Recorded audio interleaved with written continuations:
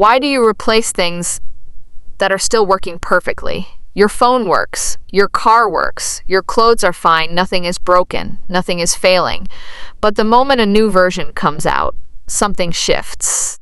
And suddenly, what felt perfectly fine yesterday feels outdated today. So what changed? Because it wasn't the product, it was you. You buy a phone, it's fast, the battery lasts all day, the camera is great. For months, you don't think about upgrading, there's no reason to, it just works. Then a new version drops, slightly better camera, a bit faster, new design, nothing revolutionary. But now, every time you use your phone, you notice things you never noticed before. It feels slower, the camera feels okay, not great, the design feels older, even though nothing about it has changed. This isn't an accident. It's not random, it's engineered. Your brain doesn't judge things based on what they are, it judges them based on comparison. Before the new phone came out, your current phone was your reference point, it was the standard. But the moment something better appears, your standard shifts. Now your phone isn't good anymore, it's worse than that. And that difference, that's what creates dissatisfaction, not reality, comparison. Here's the uncomfortable truth. Most upgrades aren't about function. They're about identity, the phone you carry, car you drive, things you use, signal something to other people, but more importantly, to you.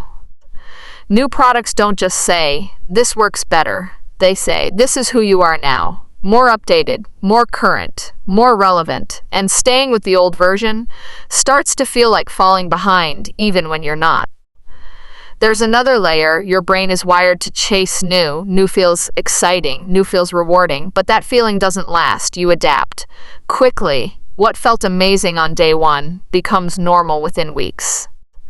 And once it becomes normal, your brain starts looking for the next upgrade.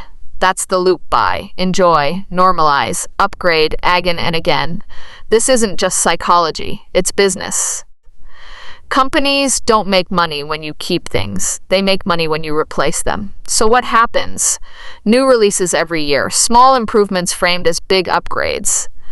Marketing that highlights what you don't have. Even software updates can make older devices feel slower, not unusable, just slightly worse, just enough to push you toward the next version. And over time, this creates a pattern most people never notice. You're not upgrading because you need to, you're upgrading because you've been made to feel like you should. And financially, this is one of the most expensive habits you can have. Not because of one purchase, because of repetition, year after year, upgrade after upgrade, money leaving for things that didn't need replacing. So how do you break it? You ask a different question, not what's better, but is what I have still working? That question changes everything because it brings you back to reality, not perception, not comparison, reality. Most things you replace don't need replacing. They just stopped feeling new. And there's a difference the moment you see that clearly you stop chasing upgrades and start keeping control, not just of your money, of your decisions. If you want more breakdowns like this, subscribe.